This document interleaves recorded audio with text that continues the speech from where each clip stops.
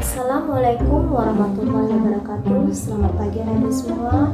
Yang tentunya pada hari ini kalian dalam keadaan sehat selalu dan tetap semangat belajar di rumah. Sebelum kita mulai belajar, marilah kita berdoa menurut agama dan kepercayaan kita masing-masing. Berdoa dimulai.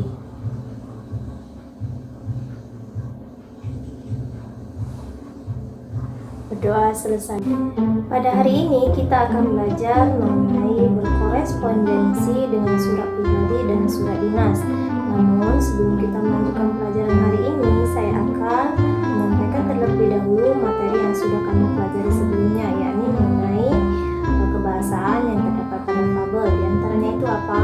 Ya, yang pertama itu ada bentukan kata kerja, ya, kemudian menggunakan kata sandang si dan sang, dan juga menggunakan kata penghubung, ya. Jadi itu materi yang sudah kamu pelajari sebelumnya.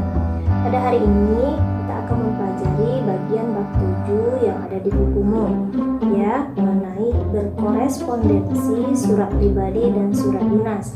Apa itu korespondensi? Ya, korespondensi itu merupakan kegiatan untuk menyampaikan suatu informasi melalui surat dari satu pihak ke pihak lain. Jadi simak videonya ya.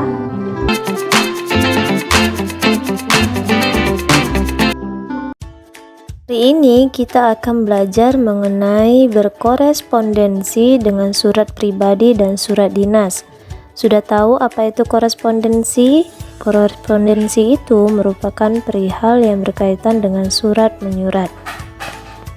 Adapun tujuan pembelajaran kita pada hari ini, yakni kamu mampu mengenal dan memahami surat yang dibaca maupun yang didengar. Adapun pengertian surat adalah sarana komunikasi untuk menyampaikan informasi tertulis oleh suatu pihak kepada pihak lain dengan tujuan memberitahukan maksud pesan dari si pengirim. Jadi itu pengertian surat ya nak. Adapun tujuan seseorang itu dalam menulis surat yakni sebagai sarana komunikasi atau pemberi informasi yang disampaikan oleh pembuat surat kepada si penerima surat. Selanjutnya fungsi surat yakni yang pertama sebagai sarana komunikasi, yang kedua media penyimpan atau dokumentasi, yang ketiga untuk kerjasama, yang keempat alat bukti yang tertulis, dan yang kelima untuk pengalaman kerja.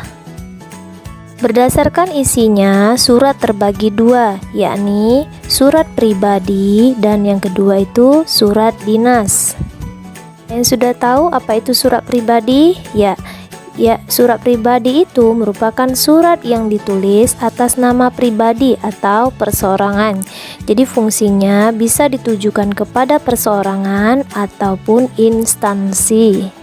Dari penjelasan yang di awal tadi bahwasannya fungsi surat pribadi itu ada yang ditujukan kepada perseorangan atau keluarga yang disusun dalam bentuk tidak resmi, baik dalam bahasa maupun strukturnya. Contohnya saja surat perkenalan, ucapan terima kasih, dan permohonan maaf.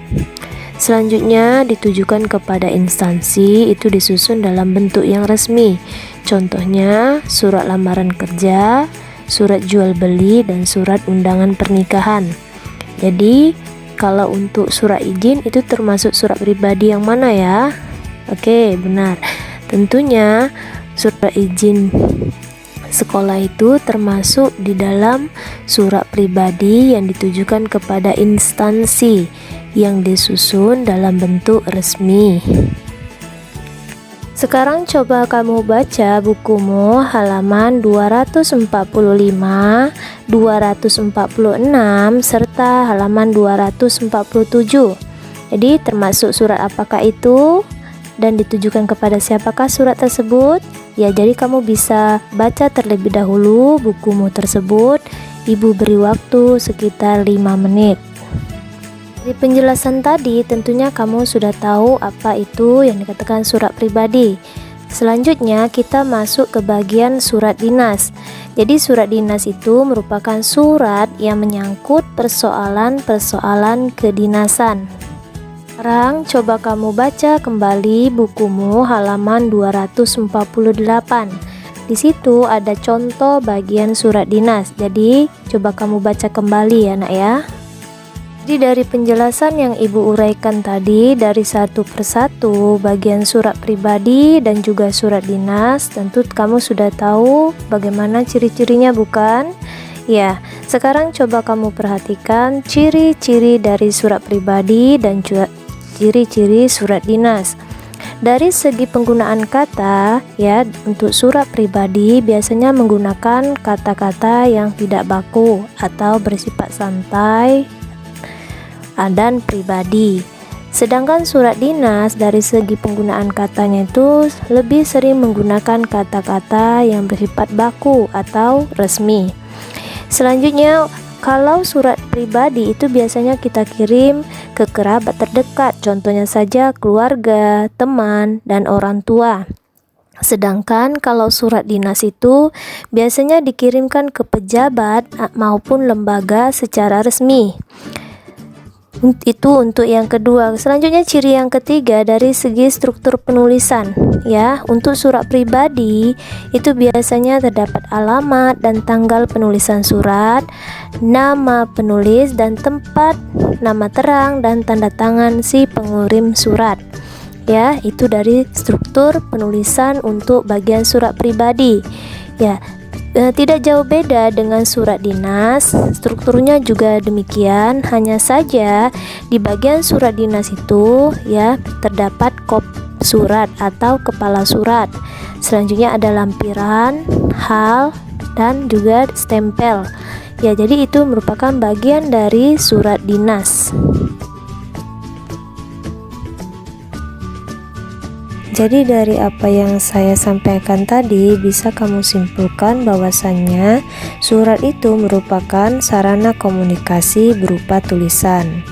Ya, selanjutnya dari segi isi surat itu terbagi dua, yakni surat pribadi dan surat dinas. Dan yang terakhir, ciri-ciri dari surat pribadi dan surat dinas itu dapat dilihat dari penggunaan kata dan dikirim kepada siapa.